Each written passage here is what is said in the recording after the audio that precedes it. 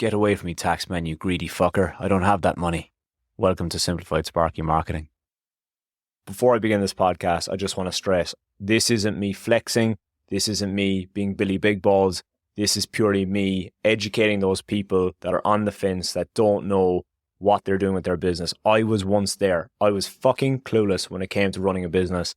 And it wasn't until I got educated within business, the back end of stuff, I realized that this is how I make money and this is why I need to make money. What's this got to do with marketing? Everything. You market your business so your business can make money. This podcast is going to focus heavily on the psychology and what changes I made that I did start making more money in my business and I did start being a lot more profitable and I was able to take home a fat wage. Let's get into it. Just some housekeeping to start the podcast, and that is I am not a numbers guy. I am emphasizing on marketing to attract, convert, and retain your leads in your business. And that is not my shtick, numbers. I know my numbers and I can crunch my numbers, but I'm not going to sit down with somebody and go through your numbers on a confusing spreadsheet. That is what other coaches are for. And there's plenty of them out there, just to choose the right one. If you want to hack for this, what I would do if I were you is go across to ChatGPT. ChatGPT is a large language model, which is an AI machine, if you haven't heard of it, because a lot of people actually haven't played around with it. They've heard of it, but not played with it.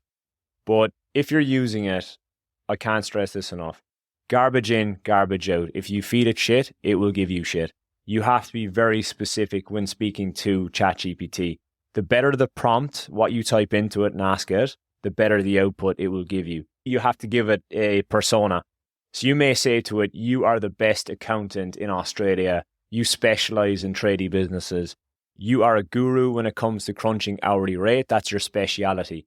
I want you to ask me all the questions you can so you can figure out my hourly rate. You can tell it things like you've got X amount of staff. You want to work this amount of hours, and be realistic as well. Take your 2 months off within the year. Don't try and fluff it out to work more hours so your hourly rate goes down. It is going to be scary when you crunch your actual hourly rate. And that was probably one of the best things that happened to me, to realize that if I want to take X amount of wage, I need to charge Y. And it was as simple as that. If I'm going to be working X amount of hours, I need to charge this much. And when I seen that number spat out, that's when reality hits of being like, I need to charge this money. So that's a quick hack to checking out your hourly rate. Pro tip as well is ask it to give you the responses as if a 12-year-old would understand them. That way it just dumbs down all the questions, it dumbs down the answers, and it just makes it far easier to understand, because if it's going to give it to you in accountant speak, it's going to be confusing. And just keep asking questions. If it gives you a number that you don't know, is that right or wrong? Ask it where I got that figure from. How can we change it? How can we tweak it? How many hours I need to work, etc.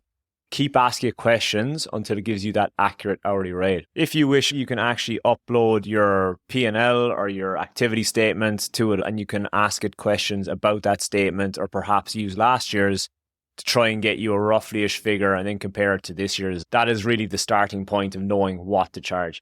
If you want a profitable business and you want to pay yourself a decent wage, I'm talking in upward of 180, which is, that's not a big ask. You're probably busting your ass as a business owner, and you can probably get 140, 150 on an EBA job, just cruising around 7 to 3 with zero responsibility.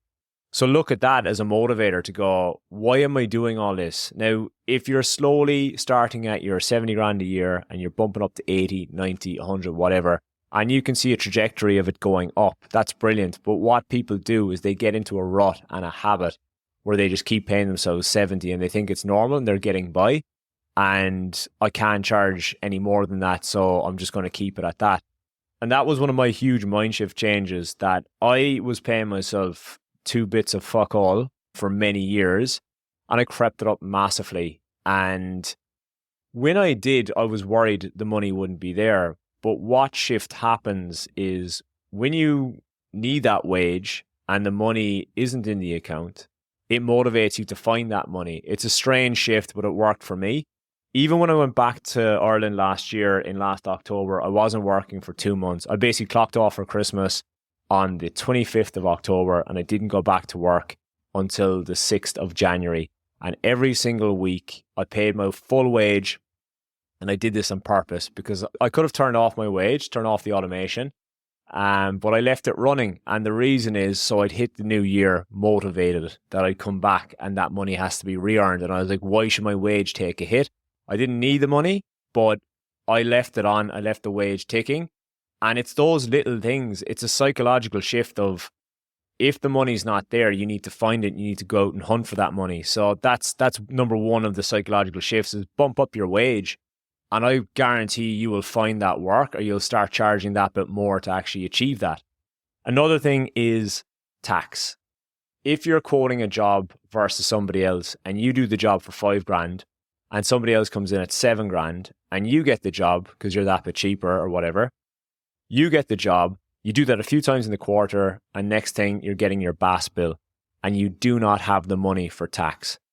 Guess what that guy for the $7,000 was thinking ahead. He knew that he was going to do the job, take the profit and have that $2,000 left over for tax. If you don't have enough money in your bank account for tax, straight up, you are not charging enough. You should always have the money in your bank account for tax. Maybe I'm a weirdo, but I have the money in my bank account for tax. It's either that or I'm running the business correctly. Cash flow is king. And as well, I see it so much with people that work with builders and commercial. Your cash flow is horrendous. But whose problem is that? Like, is that you being reluctant to invoice quicker? Is it the terms they set? Have you screwed down? Do you need better clients? All of this comes into play. Like, this is why I got so pissed off working for builders and commercial clients that the cash flow was so shit. I only work directly for residential mums and dads service work. And I'm paid that day on the spot, if not within a day or two, guaranteed. Maybe 3 at a stretch. So my bank account cash flow is always extremely healthy. Hence why I was able to take 2 months off and just not even have to worry about it. So really look at your clients. Are your clients screwing you down? Are they shafting you with invoices? Are they, I'll look after you on the next one kind of thing? So have a look at who you're actually working for. Are the clients you're working for the kind of clients you want to actually be working for that are paying you on time and appreciate your service? Tax is a huge thing. That big shift of I need that money in the bank to pay my tax, not I'm too expensive. You're not too expensive. You needed that extra $2,000 that 7K Sparky came in at, and he was going to do it for that money because he was smart and he said, let's charge that $2,000 more because we're going to need that for the tax man. Put that aside.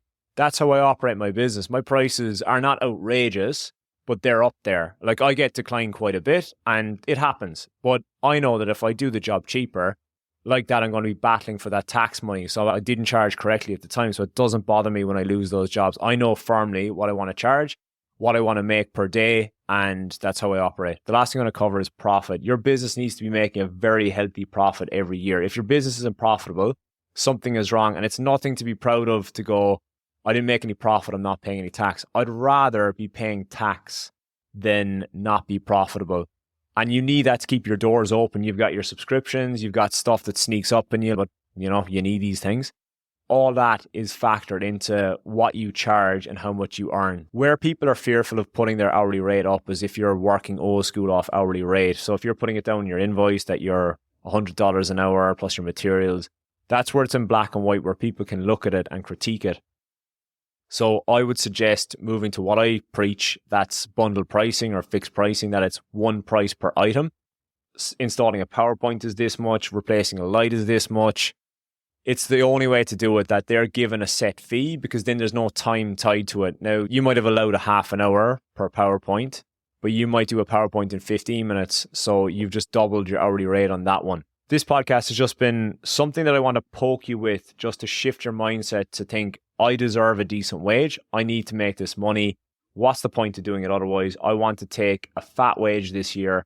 I want to make the company profit. And to do all of this, you need the correct clients and you need to be charging the correct amount, and those clients are willing to pay it. If you want more tips on how to get the better clients, how to attract them, convert them and retain them, there's a little link in the description below.